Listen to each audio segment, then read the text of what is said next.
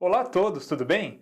Na aula de hoje nós começaremos a conversar sobre as reações de oxirredução e já veremos também o que é aquele tão famoso número de oxidação ou NOx. Então se preparem que hoje nós temos uma aula muito importante para diversos assuntos que virão na sequência do nosso curso. Um grande abraço a todos, vamos à aula então!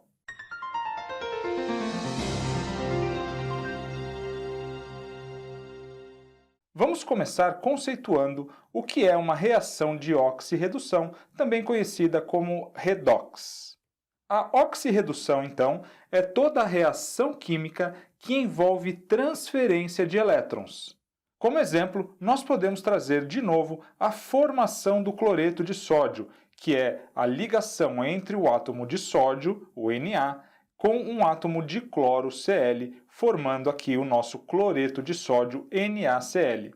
Nós lembramos que o sódio apresenta apenas um único elétron na sua última camada. Então, para se estabilizar para o sódio, é sempre mais fácil doar esse elétron, do que ganhar 7. Quando o sódio, então, doa esse último elétron, ele vai ficar com os 8 elétrons da sua segunda camada na sua camada de valência, completando, portanto, o octeto.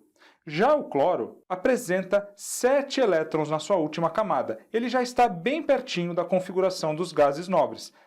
Para ele, basta receber um elétron para que ele chegue, então, ao octeto na sua camada de valência.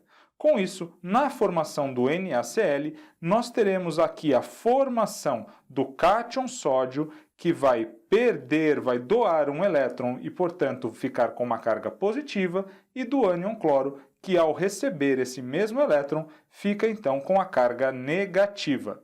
Veja então, pessoal, que na formação aqui do cloreto de sódio, nós temos um exemplo clássico de oxirredução. Nós temos aqui a transferência real de elétron entre o sódio e o cloro. Então o sódio vai doar o seu elétron para o cloro. Agora, pessoal, como é que nós faremos para saber o que é oxidar e quem é que vai oxidar nessa reação e o que é reduzir e qual dos dois elementos está reduzindo nessa reação? Já que nós estamos falando de uma oxirredução, que é uma reação que envolve a oxidação e a redução, como é que nós faremos para descobrir quem é quem? Primeiro, vamos aos conceitos. Oxidar nada mais é do que dar ou perder elétrons. Olhando aqui na nossa reação, nós estamos vendo que o sódio está doando, está perdendo seu elétron e, portanto, está oxidando. Reduzir é justamente o oposto. Reduzir é ganhar ou receber elétrons. E, nesse caso, o átomo de cloro recebeu aquele elétron do sódio e, portanto, reduziu. Numa reação de oxirredução, portanto, nós sempre teremos aquele elemento que vai perder os seus elétrons, que vai doar os seus elétrons e, portanto, vai oxidar, e aquele elemento que vai receber esses elétrons, e aí nós dizemos que esse elemento vai reduzir. E no caso aqui do cloreto de sódio, nós sabemos que é justamente a atração entre as cargas opostas do cátion sódio e do ânion cloro que vai manter esses elementos, esses átomos agora unidos nesse reticulado iônico. Vejam só que aqui nós temos então um elemento que oxidou, no caso do sódio que doou o seu elétron, e um elemento que reduziu, que nós vimos foi o cloro, que recebeu esse elétron. Pessoal, vamos agora tentar entender por que oxidar é a mesma coisa que dar elétrons. Oxidar, nós estamos acostumados a pensar nessa palavra quando nós falamos da ferrugem. Então, enferrujar e oxidar são sinônimos, nós estamos acostumados a ver e a falar isso no nosso dia a dia. Agora, por que será então que nós dizemos que aqueles elementos que perdem elétrons, que doam seus elétrons numa reação química, oxidam? Vamos dar uma olhada aqui. Lembrando da nossa escala de eletronegatividade, eu quero chamar a atenção para vocês aqui para o oxigênio, que é o segundo elemento mais eletronegativo da nossa escala, perdendo apenas para o flúor. Isso significa que o oxigênio adora elétrons. Vamos dar uma olhada no nosso exemplo clássico, então, de ligação do ferro com o oxigênio, formando aqui esse óxido de ferro. Então, olhando aqui para a distribuição do ferro, nós vemos que ele apresenta apenas 2 elétrons na sua última camada, sendo muito mais fácil perder esses 2 elétrons do que ganhar 8 para completar o octeto. Já o oxigênio, que tem número atômico igual a 8 e, portanto, 8 elétrons no seu estado neutro, apresenta na sua última camada 6 elétrons. Vamos anotar aqui, portanto, 6 elétrons para o oxigênio. E o oxigênio, então, prefere ganhar 2 elétrons para completar o seu octeto. Veja, então, que na ligação entre o ferro e o oxigênio, nós teremos com facilidade a doação desses 2 elétrons do ferro para o oxigênio. O ferro quer perder os seus elétrons e adquirir, portanto, cargas positivas, a carga mais 2, já que ele perdeu 2 cargas negativas. E essas cargas negativas, que são os elétrons, vão para o oxigênio, que fica, portanto, com carga menos 2, já que ele recebeu 2 elétrons. Viram só, pessoal? No caso aqui, então, da oxidação, que é a reação entre o ferro e o oxigênio, nós vimos que o oxigênio vai pegar, vai roubar os elétrons do ferro. Porque o oxigênio é muito eletronegativo, ele adora elétrons. Então, oxidar é perder elétrons porque equivale a uma ligação com o oxigênio. Veja só, qualquer elemento da tabela periódica, com exceção do flúor, sempre que se liga ao oxigênio, vai perder os seus elétrons, ou então, no caso das ligações covalentes, vai ter esses elétrons compartilhados sempre mais próximos do oxigênio, porque o oxigênio é muito eletronegativo. Então, oxidar é dar elétrons e reduzir é receber elétrons, sempre rimando. Oxidar é dar elétrons, equivale a se ligar com o oxigênio. E reduzir é receber elétrons. Oxidar é dar, reduzir é receber. Vamos agora falar sobre o número de oxidação, iniciando, claro, pelo seu conceito. Pessoal, o número de oxidação é a carga de cada elemento em uma ligação química. Vamos olhar aqui, então, o que acontece com cada um dos elementos lá na formação do cloreto de sódio no sal de cozinha. Nós tínhamos, então, um átomo neutro de sódio com carga zero, portanto, e esse átomo, ele ionizou, perdeu um elétron. Então, nós tivemos a formação do cátion sódio e mais um elétron que ele perdeu. Vejam que no caso então da formação do NaCl, do cloreto de sódio, o sódio tem um aumento da sua carga. Ele apresentava carga igual a zero e passou a ter uma carga positiva, já que ele perdeu uma carga negativa, que era o elétron. Então, naquela reação, na formação do cloreto de sódio, nós temos o NOx, o número de oxidação do sódio, aumentando. Então, nós temos a regra: se o NOx aumentou, o elemento oxidou. Ou com ou. NOx aumentou, o elemento oxidou. E o que aconteceu com o cloro? O cloro também era um átomo neutro. Claro que nós sabemos que na prática, na natureza, o cloro se encontra no gás cloro Cl2, mas vamos representar aqui ele apenas como um átomo para facilitar a explicação. Então nós tínhamos um átomo neutro de cloro com carga igual a zero que vai receber aquele elétron do sódio, formando então o ânion cloro. Veja que para o caso aqui então do cloro, o seu número de oxidação, a sua carga, passou de 0 para menos 1. Nós tivemos, portanto, uma redução da sua carga. Como nós sabemos que a carga de cada elemento em uma ligação química equivale ao seu número de oxidação, nós podemos dizer que para o cloro, o seu NOx diminuiu de 0 para menos 1. Se o NOx diminuiu, o elemento reduziu. Então, olha só que fácil, pessoal. NOx aumentou, oxidou. Oxidar é dar elétrons. O NOx diminuiu, reduziu. Reduzir é receber elétrons. Vamos olhar mais uma vez ainda a formação, então, do cloreto de sódio. Vejam que na reação global, então, da formação do cloreto de sódio, nós tínhamos dois átomos neutros, o sódio e o cloro, ambos com NOx com carga igual a zero. Na formação, então, do cloreto de sódio, como o sódio perde o seu elétron para o cloro, ele adquire uma carga positiva. E o cloro, claro, que recebe esse elétron, fica negativo. Percebam, então, que o sódio ele vai passar sempre de 0 até mais 1, aumentando o seu NOx. E nós vimos que, nesse caso, o sódio oxidou. Se o NOx aumentou, o elemento oxidou. E o que é que aconteceu com o cloro? Como nós vimos, o cloro passou de 0 para -1, então ele reduziu. Se o NOx diminuiu, o elemento reduziu.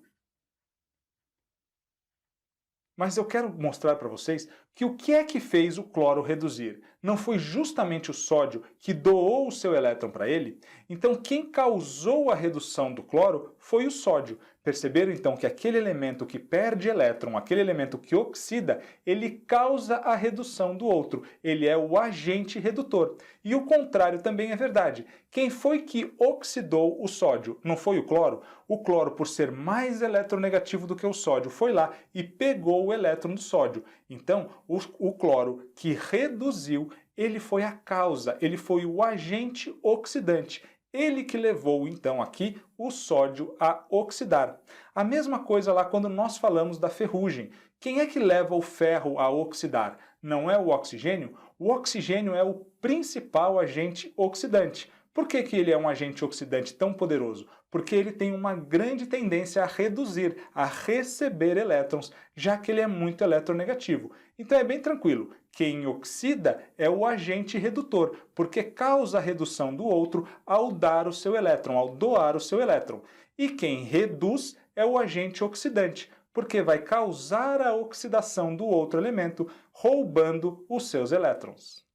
Então, pessoal, o agente oxidante é o elemento ou a substância que vai provocar a oxidação, sendo que ele próprio se reduz. No caso aqui da nossa reação da formação do cloreto de sódio, o agente oxidante vai ser o cloro, já que ele reduziu. Então, o cloro que reduziu é o nosso agente oxidante.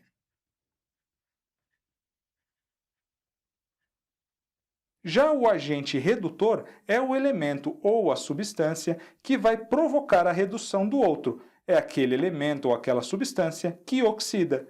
Na nossa reação aqui, o sódio, então, que oxidou, ele é o agente redutor. Então, nós vimos que nos compostos iônicos, o NOx é a carga do íon. Claro, pessoal, se numa ação de oxirredução alguém reduz e alguém oxida, a própria carga vai nos dizer qual é o número de oxidação, quantos elétrons aquele elemento ganhou ou perdeu. Mas o que acontece quando nós não temos uma ligação iônica, e sim uma ligação covalente? No caso, então, em que aqueles átomos daqueles elementos estão compartilhando os pares eletrônicos. Será que nós também podemos falar de NOx, de número de oxidação para esses elementos? Podemos sim. Nós vamos sempre agora levar em consideração a formação de cargas parciais. Quando nós falamos, então, de compostos covalentes ou compostos moleculares, o número de oxidação, o NOx, é a carga teórica que o átomo iria adquirir se houvesse quebra da ligação, ficando os elétrons com um elemento mais eletronegativo. Isso vai ficar mais claro aqui com os nossos exemplos. O primeiro exemplo que eu trouxe para vocês é o caso do ácido clorídrico HCl. Nós sabemos pela nossa escalinha de eletronegatividade, Von-Klebrisk-pH, que o cloro é mais eletronegativo do que o hidrogênio e vai, portanto, exercer uma forte atração sobre o par eletrônico compartilhado. Se nós quebrássemos a ligação aqui entre esses dois átomos, nós teríamos esse par eletrônico ficando com o cloro, já que o cloro é mais eletronegativo. Então isso vai gerar uma carga parcial aqui para o cloro de -1, já que ele receberia esse elétron em caso de quebra da ligação, e uma carga parcial +1 para o hidrogênio, já que ele perderia esse elétron em caso de quebra da ligação. Quando nós falamos, então, pessoal, de compostos moleculares, nós vamos levar em consideração aqui a formação de cargas teóricas. Não são cargas reais, como no caso dos íons. Os íons realmente ionizam, perdem os seus elétrons ou ganham elétrons. Aqui nós temos um compartilhamento, mas um compartilhamento desigual, sempre com o elemento mais eletronegativo mantendo o par eletrônico mais próximo de si. Se nós quebrássemos essa ligação, aquele elemento mais eletronegativo, como aqui o nosso cloro, ele ficaria, portanto, com o elétron do hidrogênio, com os dois elétrons que estão sendo compartilhados. Então nós teríamos aí sim a formação de íons do íon cloro- e do íon H+. Então nós vamos considerar para os compostos moleculares que o número de oxidação é essa carga teórica que o elemento teria se a ligação fosse rompida. Vamos ver aqui mais um exemplo, pessoal. Nós vimos aqui no caso da água que o oxigênio é mais eletronegativo do que os hidrogênios.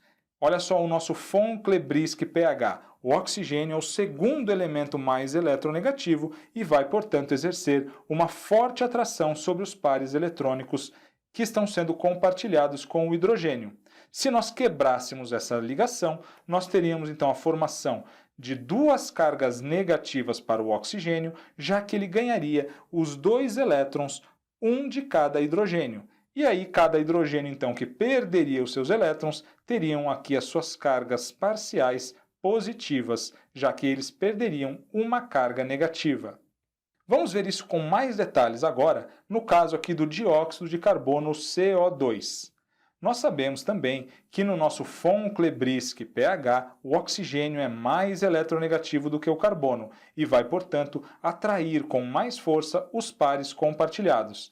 Vejam, pessoal, o que acontece na prática. Nós temos aqui o oxigênio com 6 elétrons na sua última camada, os dois oxigênios, na verdade, cada um com 6 elétrons na última camada, e o carbono com os seus 4 elétrons da última camada. Esses elétrons, então, vão estar sendo compartilhados, formando aqui duas ligações duplas.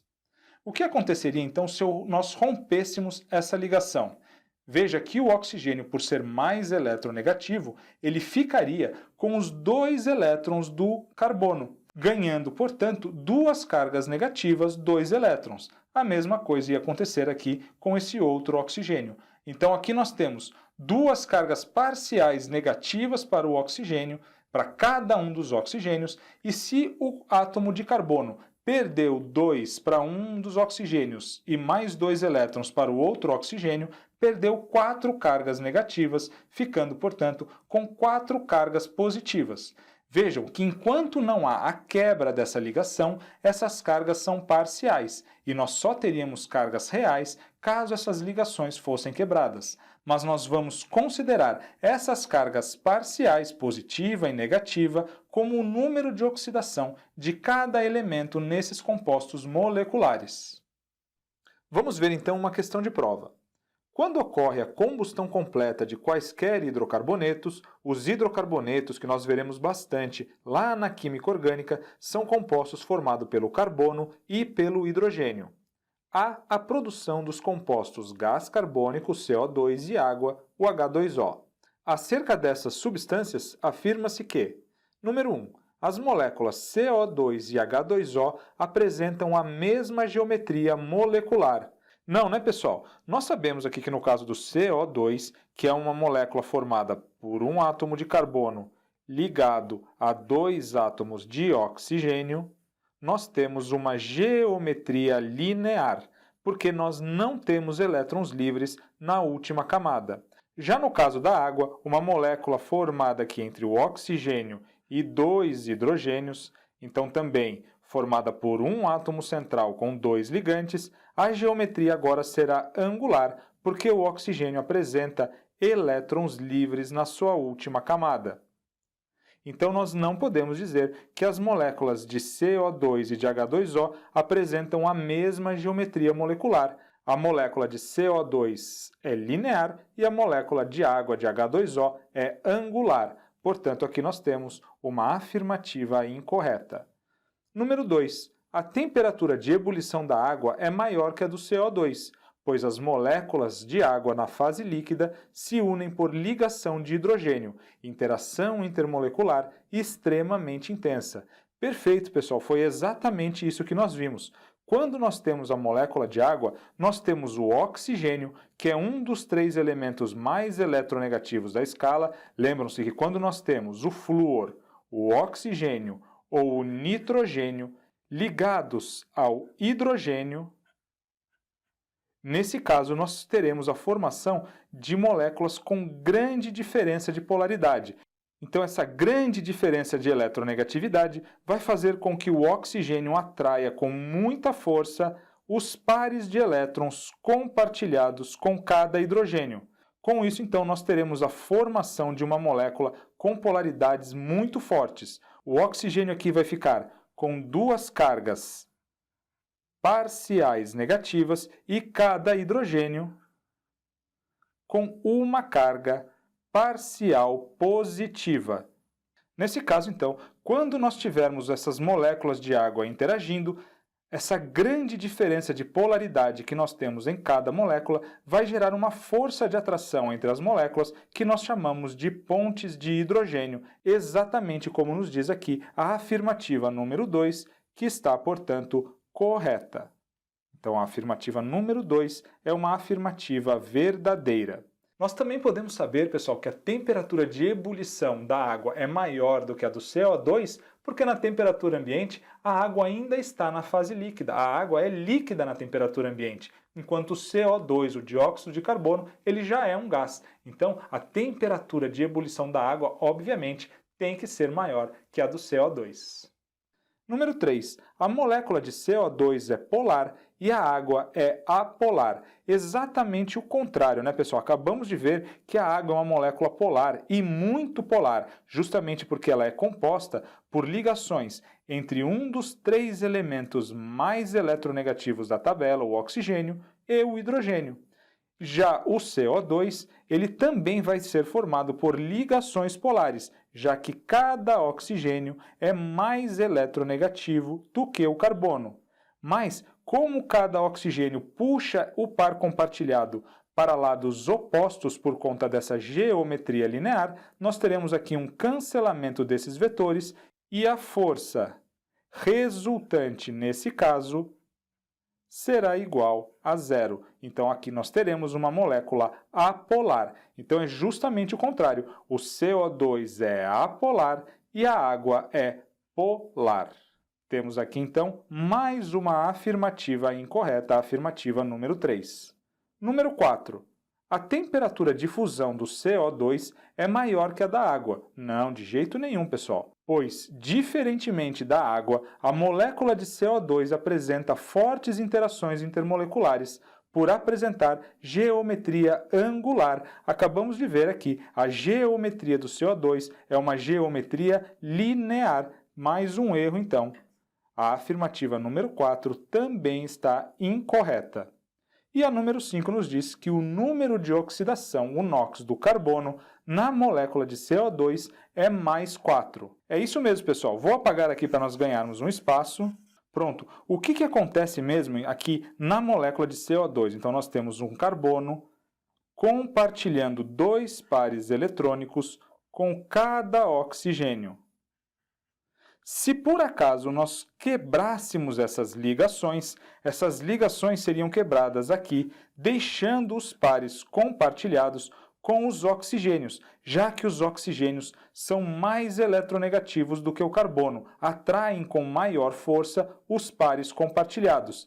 Cada oxigênio, então, vai ficar com 2 elétrons que ele retirou do carbono. Com isso, cada oxigênio adquiriria 2 cargas agora reais negativas após a quebra, já que eles receberiam esses elétrons do carbono. E o carbono, que perdeu 2 elétrons para cada oxigênio, fica com a carga mais 4, caso nós quebremos essas ligações. Mas mesmo antes da quebra dessas ligações, nós vamos sempre considerar o NOx como aquela carga teórica que cada elemento adquiriria caso essa ligação fosse quebrada. Então é verdade, na molécula de CO2, o carbono apresenta NOx mais 4.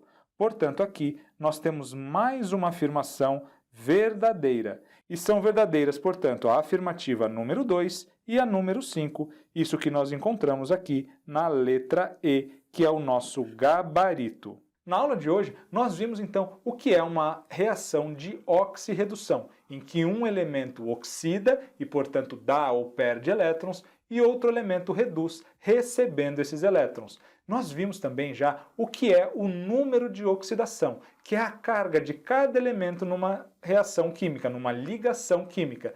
Na próxima aula, nós começaremos a ver as regras para nós determinarmos o número de oxidação em cada elemento de uma ligação química. Um forte abraço a todos, vejo vocês na próxima aula então.